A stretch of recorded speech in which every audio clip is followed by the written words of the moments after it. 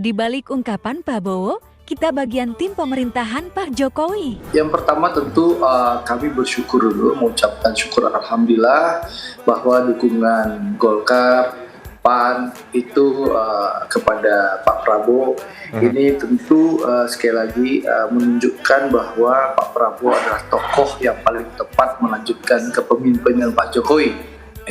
Itu masuknya, Mbak. Yang kedua adalah ya Pak Prabowo ya mengakui terus terang berulang-ulang kali dalam berbagai kesempatan bahwa beliau akan melanjutkan kepemimpinan Pak Jokowi. Intinya apa? Jadi era kepresidenan Pak Prabowo 2024-2029 yang insya Allah diberikan kesempatan itu merupakan bagian keberlanjutan pemerintah Pak Jokowi sebelumnya. Intinya seperti itu, dan kita tahu Partai Golkar, PAN, Gerindra, dan PKB, juga Partai Bulan Bintang yang sudah bergabung dalam koalisi kami ini merupakan bagian dan tim pemerintah Pak Jokowi saat ini gitu loh. Sehingga memang sekali lagi kepemimpinan yang insya Allah Pak Prabowo lakukan di 2024-2029 nanti merupakan keberlanjutan dari kepemimpinan Pak Jokowi sebelumnya. Melanjutkan apa yang sudah dibangun oleh Pak Jokowi. Tapi memang ada dukungan secara langsung gitu, Bang, dari Pak Jokowi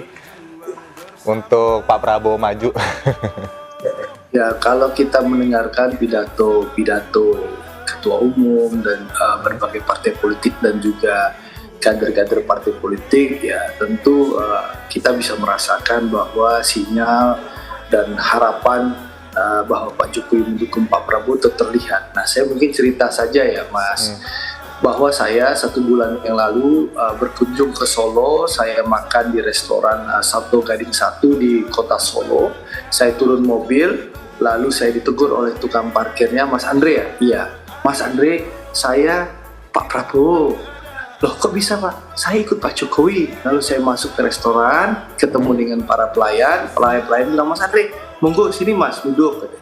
Lalu mereka menyampaikan, Mas Andre, kami Pak Prabowo. Loh, saya bilang, kenapa bisa Pak Prabowo? Iya, dulu nih kami pemilih Pak Jokowi. Sekarang kami pilih Pak Prabowo. Kenapa? Karena Pak Jokowi itu ya Pak Prabowo. Jadi ini akar rumput. Jadi bukan hanya menurut saya. Jadi saya rasa masyarakat akar rumput saja bisa menerjemahkan sinyal itu, apalagi para ketua umum partai politik.